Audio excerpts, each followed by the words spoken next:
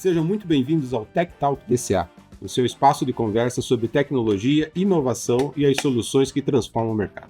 Eu sou Feliciano Borges, gerente técnico da BU de Data Centers aqui na DCA. Uma distribuidora que há 32 anos oferece soluções integradas em infraestrutura de rede, conectividade e segurança eletrônica. O tema do nosso segundo episódio acompanha diretamente o nosso propósito de inovação constante. Com a arquitetura Spineleaf, está redefinindo a infraestrutura de redes modernas. Para esse bate-papo hoje, nós temos aqui a presença de dois grandes colegas aqui da DCA, o Rafael Debas, gerente de produtos na Lightera, e o Daniel Blanco, né, o head de BDMs da Lightera, que cuidam desse mercado de data center. Olá, um bom dia a todos. Bom dia, Daniel. Bom dia, Debas. Tudo bem. Nosso objetivo hoje aqui é a gente fazer um bate-papo, né, a respeito das soluções que a Lightera, em parceria com a Nokia, estão trazendo, né, para o mercado de data centers. Tá? Hoje a gente vê esse mercado em franca expansão, é um mercado que está crescendo bastante. E a gente vê que esse mercado ele está passando por um processo de modernização, né? Ele precisa modernizar algumas coisas, principalmente na parte de infraestrutura de rede, né? Na arquitetura da rede. A gente vê muitos data centers hoje que utilizam a topologia tradicional que a gente conhece já de muitos anos, né? Aquela topologia em 3 camadas, uma camada de core, uma camada de agregação, uma camada de distribuição. E hoje a Lightera, junto com a Nokia, né, a gente tem uma proposta um pouco diferente para essa arquitetura tradicional, que é a arquitetura Spineleaf. Então eu queria ouvir de vocês, né? Primeiro vou fazer uma pergunta aqui pro Blanco. Com relação à arquitetura de rede, tá? O que a solução Spineleaf ela tem de diferente, né? E quais são os benefícios que ela traz hoje para uma infraestrutura de data center? Tá, legal. Então, assim, só para até a gente colocar assim, como é que começou esse negócio Spineleaf. Né? Então, o Spineleaf, ele vem como uma substituição dessa camada de core, agregação e acesso, onde o tráfego ele era, o pessoal chama de norte-sul, né? Então você tinha que sair do servidor, vai até lá em cima, desce. Certo.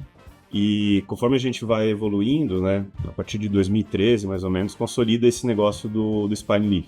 Quem puxou muito isso daí foi Google, foi a Meta, né? Microsoft, porque eles tinham a necessidade de processar muita coisa de forma lateral. Então ele não precisava subir para descer, ele precisava pegar alguma coisa desse servidor, processar aqui, trazer para cá, processar aqui, trazer para cá.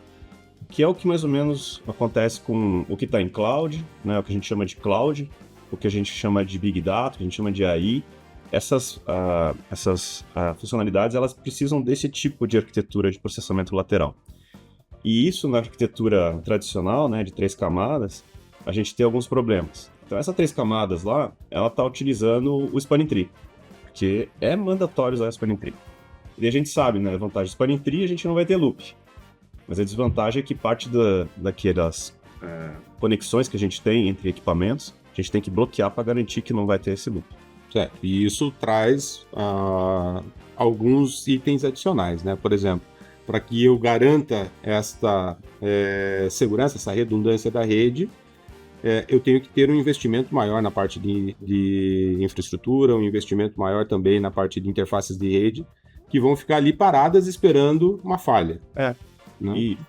E você então vai usar um pedaço, né, daquela potência toda que você tem de switch, porque uma parte você vai ter que estar bloqueando para poder garantir a redundância. O Spanning Tree, ele vem para resolver isso, o Spineleaf ele vem para resolver isso, mas ele vem também para resolver a questão da não utilização mais do Spanning Tree, né? Então a gente vê assim, toda a camada de Spineleaf, você vai ter todos os spines, que agora seriam como se fosse, entre aspas, o core, e todos os leafs, a gente só tem 2 camadas agora, que seriam como se fosse a parte de acesso. Todos os leafs se comunicam com todos os spines. Então a gente está falando que todas as portas agora vão ser utilizadas. Né? E isso vai trazer para a gente o benefício de SMP, né? Então Equal Cost Multipath, quer dizer, comunicar daqui, um servidor daqui com o último lá de uma fileira minha, ele tem o mesmo custo de um que está do lado. Coisa que no 3 camadas você não consegue manter um ECMP, né? Um Equal Cost Multipath. Então isso a gente resolve. Então, quer dizer, a latência agora ela é constante e previsível. Isso para IA ou para aplicações de alta demanda, alta banda larga, né? Altas bandas, elas são bastante importantes. E aí o que é legal? Todos aqueles bandos de protocolos que tinham dentro do 3 camadas, o Spineleaf ele resolve hoje basicamente com BGP, eBGP e basicamente com VXLAN. Então, muito daquelas coisas que o pessoal tinha que usar para controlar aquilo lá, hoje a gente resolve com esse negócio aqui. Então, como o negócio começou desde 2013, consolidou mais ou menos 2010, 2013, de lá para cá, a coisa evoluiu muito e hoje esse é um padrão assim, de data centers. Então, o data center hoje, a gente vem trabalhando data centers de tamanho pequenos e médios, né? Sim. Que é o nosso foco. Esses data centers hoje de pequenos e médios, nem todos, ou posso dizer até que uma grande parte, ainda está na 3 camadas. Né? Então, qual que é o problema do 3 camadas, além disso que a gente falou? A questão da janela de manutenção. E isso é o que todo mundo tem medo, eu mesmo trabalhamos junto em outras empresas, eu fiz bastante janela de manutenção, você tem o procedimento, está tudo certo, já foi testado, é só executar. Você chega lá com o negócio vivo, executa, se não dá certo, faz procedimento de fallback, fica suando frio, 2 horas da manhã. Isso é uma coisa bem legal, que aí, somando o Spineleaf, que ele simplifica bastante essa estrutura que a gente está falando, né, as configurações, a gente ainda tem o Spineleaf da Nokia, que é o que a gente está trabalhando hoje, né, que ajuda a gente a acabar com essa janela de manutenção. Certo. Bem, e você, Debas? Pela tua experiência, né, os anos já vividos aí nesses ambientes de missão crítica, como que você, como técnico, né, enxerga os benefícios da solução Spineleaf, né? Quais são os diferenciais que a gente consegue incrementar e apresentar para os nossos clientes, por exemplo, com essa mudança, né? É quase uma quebra de paradigma, né? A gente está vindo há muitos anos, né, na solução tradicional, e quando a gente fala de Spineleaf, às vezes algumas pessoas se assustam, eles pensam assim, nossa, é algo muito diferente. Mas a gente vê que a solução Spineleaf ela traz uma facilidade de operação e manutenção de uma rede de forma bem ímpar, né, em relação às redes. Então, Feliciano, na verdade, até complementando o que o Blanco falou, na verdade nós estamos falando aqui basicamente de 2 revoluções. Então, quando a gente fala em Spineleaf, por um lado você tem a melhoria da arquitetura física, que é exatamente inspirado até no modelo antigo de telefonia, né? O Spineleaf ele vem no modelo CLOS, né? Certo. Então, onde esses spines são os troncais que vão permitir essa interconexão toda redundante, né? E padronizada dos leafs, né? Através dos spines. Então, essa é a revolução física, da arquitetura física, que propicia tudo que o Blanco falou, de poder usar o SMP e tal, mas por trás disso aí também tem uma revolução lógica na arquitetura. Então, quando a gente fala dos protocolos, né? O que nos permitiu sair do Spanning Tree, né? Por que abandonar o Spanning Tree? Porque agora a rede é Layer 3. Então, começa por aí. E o fato de ser Layer 3 não é também algo que é uma novidade que está sendo aplicada somente em data center. Não, a indústria vem trabalhando esse padrão de usar Layer 3 em redes há muito tempo.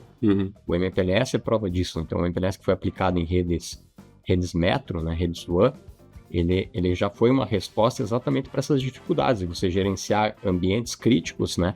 Layer 2, né? Então, a problemática de janela de manutenção, de um link flap na rede que, porventura, causa toda uma desestabilidade de protocolo, convergências indesejadas. Você acaba fugindo de tudo isso, né? E ainda ganha o benefício de poder usar o balanceamento de carga SMP, né? Nos links, com exatamente essa evolução para arquiteturas Spineleaf baseada em EVPN. Então, hoje, numa arquitetura moderna data center, o que a gente usa de protocolo são túneis XLAN, né, que são estabelecidos em cima de Layer 3. Então, é uma tecnologia que você consegue pegar um frame qualquer, um pacote Layer 2 ou Layer 3, encapsular em cima do Layer 3, que é para pegar nessa rede. E aí, a parte de divulgação de prefixo de cliente, que seriam dos circuitos, é baseada toda em BGP. Então, isso que o Blanco falou, tudo é padronizado em cima do multiprotocolo BGP, né? A infra é BGP, então você tem a parte de infraestrutura Layer 3 em BGP, a parte de divulgação de rota de cliente em BGP, então você trouxe uma simplificação muito grande de stack de protocolo também. Você hoje, numa arquitetura Spine Leaf, você já não precisa mais de um super especialista de rede para entender. Você tem que ter um certo conhecimento, mas não precisa ter um conhecimento tão vasto assim, eu diria, tá? Então esse é um outro ganho bem interessante. E aí tudo converge para, olhando de volta para a parte física, né? Acho que a gente não citou isso, mas eu acho que assim, é modularização. Então o perfil de tráfego mudou, como foi citado, né? Hoje o interesse de tráfego não é mais para as aplicações de workloads distribuídos, o interesse de tráfego maior é leste-oeste, né? Então é a troca de tráfego entre esses workloads que estão espalhados, às vezes até entre data centers, né? E você tem que ter, sim, uma forma eficiente primeiro, de provisionar essa comunicação entre os workloads e, primeiro, dar uma resposta eficiente, né? De crescimento da rede. Ou seja, não faz mais sentido, como era no 3 camadas, você comprar uma super caixa, um chassi para colocar no core, sendo que você ainda está com a rede iniciando. E esse ponto é legal. Uma coisa que a gente viu é assim, ó, numa estrutura de 3 camadas, olha só o problema. Ou você põe dinheiro à frente, para você planejar uma rede para 3 anos. O que é planejar uma rede para 3 anos? Core para 3 anos. Agregações para 3 anos. Ou posso até ampliar acesso, posso até ampliar para 3 anos. Beleza. Por que 3 anos? Porque hoje o crescimento de data center no Brasil, ele gira em torno de 25% ao ano. Tá. Então em 3 anos você chegou a 75% daquilo que você tinha projetado anteriormente. Então, assim, você está chegando no limite da... E você gastou antecipadamente. Sim. Você colocou 3 anos à frente de dinheiro para você não ter que fazer uma alteração na tua rede, no core, todo ano. Certo. Isso você põe no lápis, na ponta do lápis ali, ele reflete pesado. Então, isso que o Devas está comentando é interessante, que é assim, você começa com 2 spine, 2 leaves que seja, 3 leaves, 4 leaves, beleza. Precisa de mais processamento? Põe mais spine. Precisa de mais porta? Põe mais leaf. Vou ter que crescer 25% ao ano? Cresce 25% ao ano, colocando mais spine, mais leaf. Ah, mas como que na topologia tradicional de 3 camadas? Você vai ter que alterar o core se você for precisar expandir. Porque o core tem uma capacidade de processamento. Você tem que lembrar tudo, vai ter que subir pro core, tudo vai ter que descer. Ou quase tudo, né? E ele é core. Então, chega um momento que você vai ter que trocar ele. Para trocar o core, abre janela de manutenção, faz um projeto complexo, envolve Deus e o mundo. Então, imagina clientes, assim, data centers que a gente vem trabalhando, esses pequenos e médios, eles atendem empresas de comércio, assim, tipo Vivar, por exemplo. Sabe? Então, não pode deixar isso parar. Então, para ele, é um projeto complexo fazer uma alteração de core. Demanda um planejamento longo. Sim. Isso é uma coisa que o Spine Leaf ele resolve. Isso é muito legal do Spine Leaf, que é o que o Debas estava comentando. Então, você coloca lá 2, 3 caixas, 2, 3 spines, 2 spines, 3 leafs ali embaixo, que seja 4. Ah, eu preciso ampliar. Você só acrescenta mais um spine.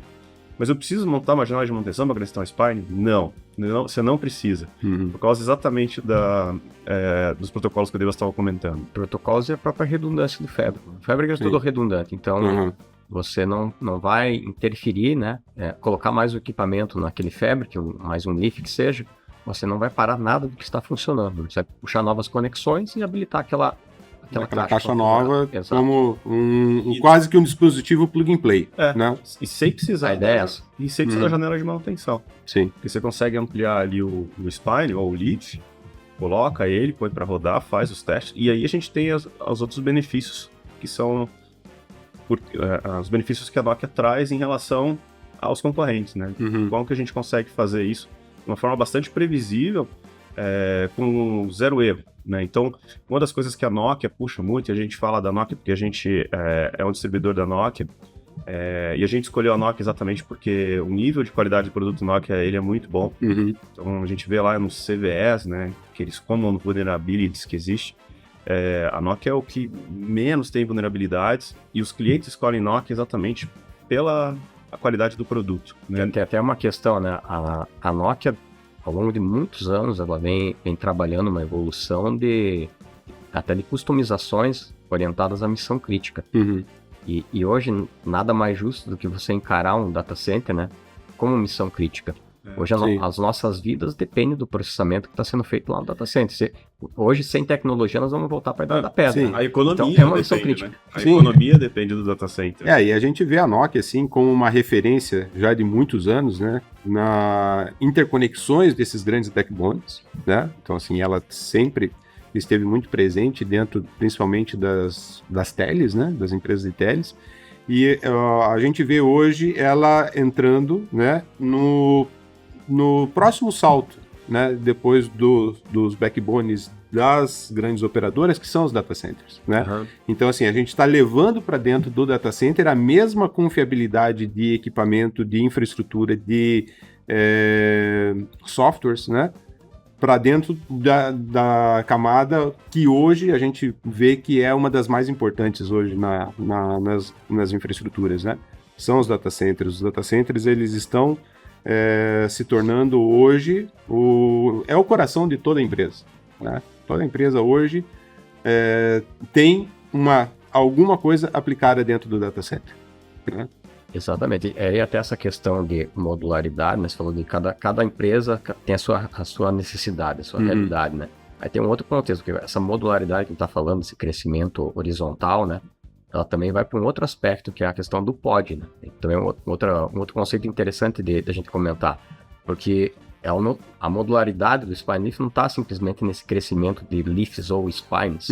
A partir do momento que você define um conjunto que faz sentido para aquela tua aplicação de spines e leafs, né? Uma arquitetura, vamos dizer assim, mínima, você pode caracterizar aquilo como um spine. Então esse conjunto vira uma nova peça, vamos dizer assim, desse Lego que está sendo montado. Sim. E você pode replicar isso de uma forma muito fácil. Você pode simplesmente dizer assim, olha, eu cheguei num ponto que está satisfatório, está atendendo a minha demanda, né, quantitativo de porta, de processamento, e se eu agora preciso fazer uma redundância geográfica, você vai pegar exatamente aquela mesma topologia, replicar na outra geografia, na outra localidade tua, né, e aí você tem toda uma ajuda de ferramental para replicar, inclusive, a parte lógica.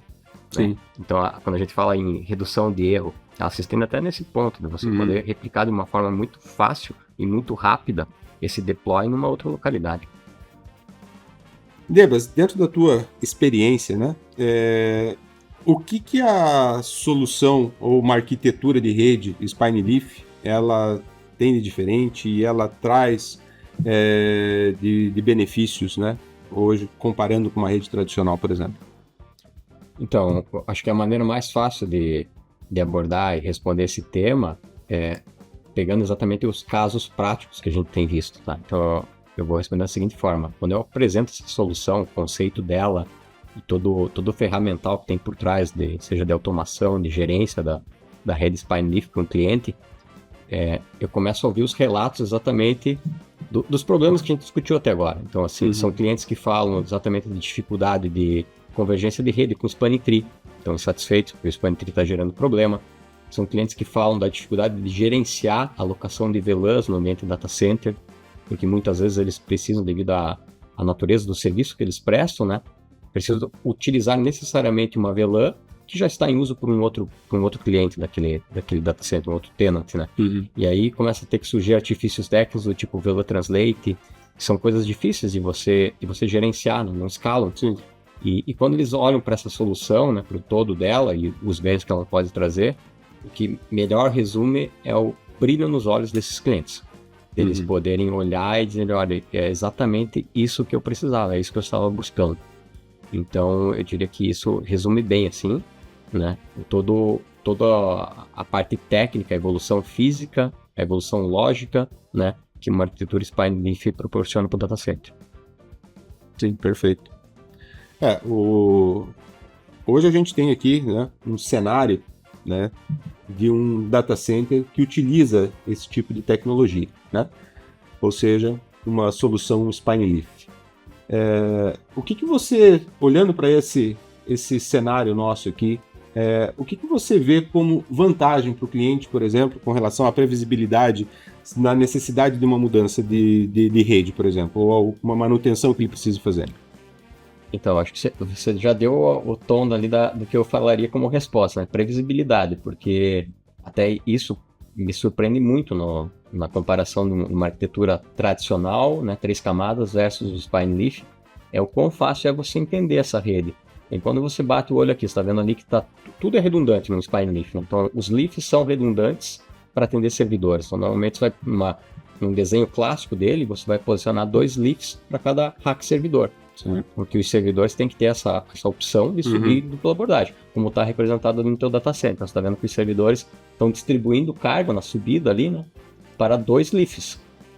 E os leafs, por consequência, também estão subindo em dupla abordagem para 2 spines. Então, é fácil de você ver, entender esse balanceamento e enxergar que caso tenha um problema, seja ele físico, né, seja a nível de equipamento, de que você pode tranquilamente, por exemplo, desligar um leaf, que o tráfego vai continuar sendo escoado pelo outro, que está redundante, né? Sim. Então, essa certeza de como a rede funciona, né, porque ela é modular, né, em todos os aspectos, acaba trazendo já uma segurança, desde o design dela, tá?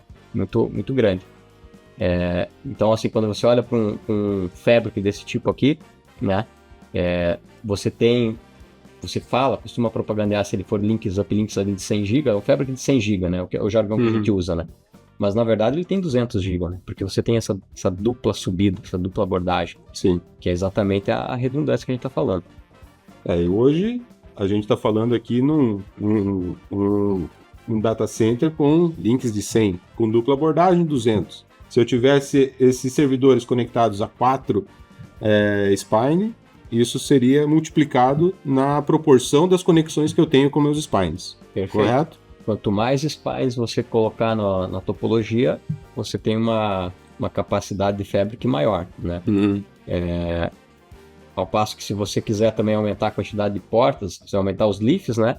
E se você precisar crescer muito, um data center muito grande, e aqui está um outro ponto que me chama muito a atenção, né? A gente fala no crescimento horizontal, mas essa flexibilidade de crescimento, ela não está simplesmente amarrada à capacidade do spine, porque se você chegar no momento em que você lotou os spines, conexões para vários leafs, ou seja, não tem mais porta nos spines, essa arquitetura é modular, né, flexível o suficiente para você colocar uma camada acima, que a gente chama de super spine. Então você pode criar uma outra camada de troncal acima dos spines, que a gente chama de super spine, exatamente, para ter um crescimento maior ainda. Então isso aqui escala muito grande. E a prova maior disso é que essa arquitetura, a gente falou até numa das respostas, né? O foco hoje nosso é abordar pequenos e médios data centers, né, no Brasil.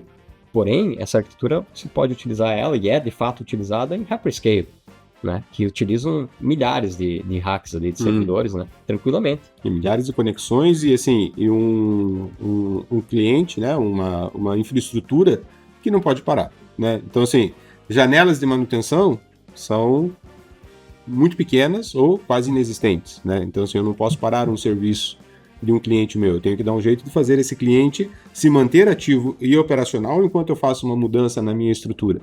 E isso, a solução, uma rede Spine Leaf, ela permite esse tipo de operação, esse tipo de manutenção a quente, vamos dizer assim. Sem sombra de dúvida. Agora, eu gosto sempre de comentar o seguinte, né?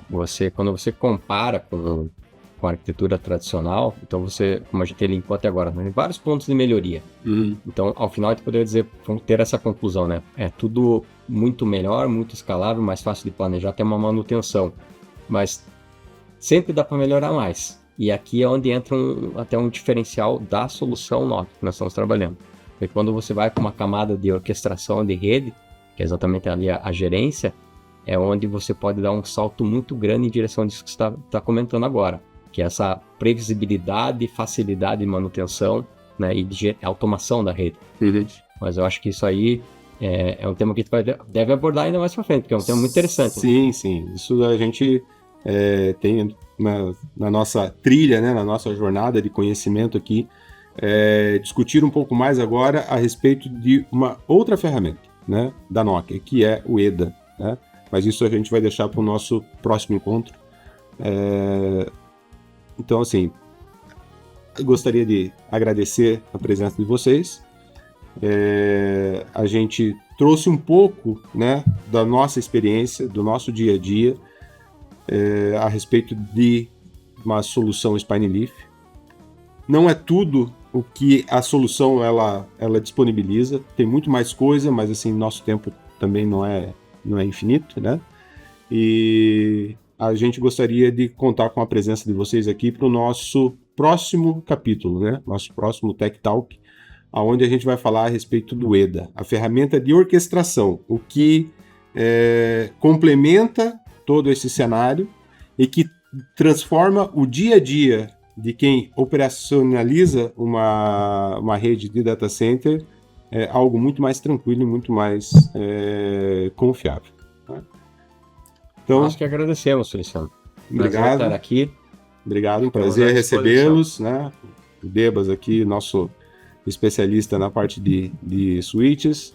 O Daniel como especialista também, né? Porque quem está na área comercial e tem todo esse conhecimento já passou pela área técnica, então também posso dizer que é um especialista na parte de data centers.